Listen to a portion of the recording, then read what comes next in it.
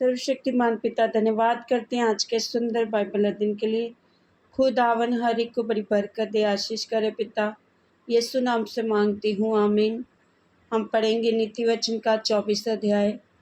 बुरे लोगों के विषय में डाह ना करना और ना उनकी संगति की चाह रखना, क्योंकि वे उपद्रव सोचते रहते हैं और उनके मुंह में दुष्टता की बात निकलती है। घर बुद्धि से बनता है और समझ के द्वारा स्थिर होता है। ज्ञान के द्वारा कोठरियाँ सब प्रकार की बहुमूल्य मनोहर वस्तुओं से भर जाती हैं। बुद्धिमान पुरुष बलवान भी होता है और ज्ञानी जन अधिक शक्तिमान होता है। इसलिए जब तू युद्ध करे तब युक्ति के साथ करना। विजय बहुत से मंत्रियों के द्वारा प्राप्त होती है। बुद्धि इतने ऊंचे पर है कि मूढ़ उसे पा नहीं सकता। वह सभा में अपना मुंह खोल नहीं सकता। जो सोच विचार की बुराई करता है उसको लोग दुष्ट कहते हैं। मूर्खता का विचार भी पाप है और ठट्ठा करने वाले से मनुष्य घृणा करते हैं। यदि तू विपत्ति के समय साहस छोड़ दे तो तेरी शक्ति बहुत कम है। जो मार डाले जाने के लिए घसीटे जाते हैं उनको छुड़ा। जो घात किए जाने को हैं उन्हें मत पकड़ा। यदि तू कहे कि देख, मैं तो जानता न था, तो क्या मन का जांचने वाला इसे नहीं समझता? क्या तेरे प्राणों का रक्षक इसे नहीं जानता? और क्या वह हर एक मनुष्य के काम का फल उसे ना देगा?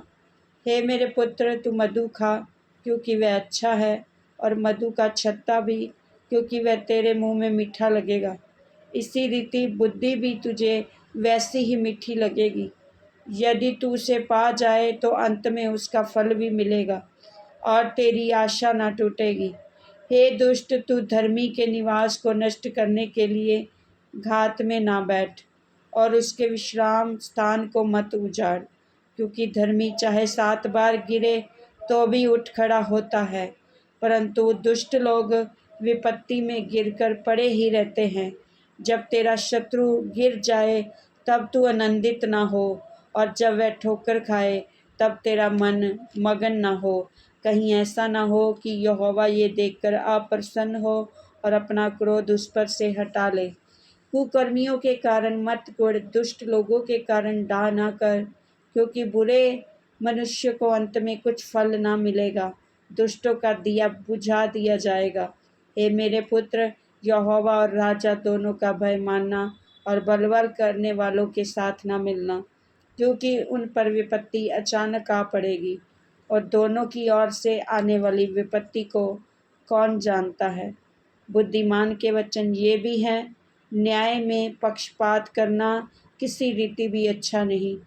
जो दुष्ट से कहता है तो निर्दोष है, उसको तो हर समाज के लोग श्राप देते और जाति जाति के लोग धमकी देते हैं, परंतु जो दुष्ट को डांटते हैं उनका भला होता है और उत्तम से उत्तम आशीर्वाद उन पर आता है।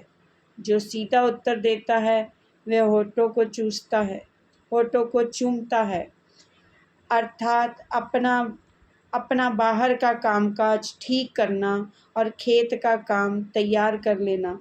व्यर्थ अपने पड़ोसी के विरुद्ध साक्षी ना देना और ना उसको फुसलाना।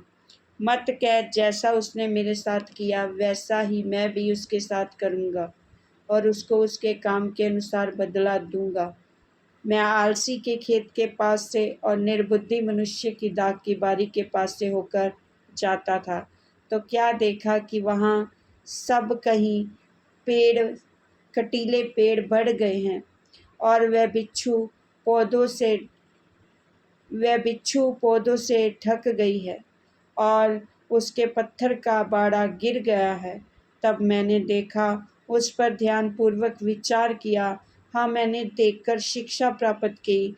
छोटी सी नींद, एक और झपकी, थोड़ी देर हाथ पर हाथ रखे और लेटे रहना। तब तेरा कंगालपन डाकू के समान और तेरी घटी हथियारबंद मनुष्य के समान आ पड़ेगी। इस वचन के द्वारा ब्लेस करेंगे सबको। जय मसीह की। आमीन।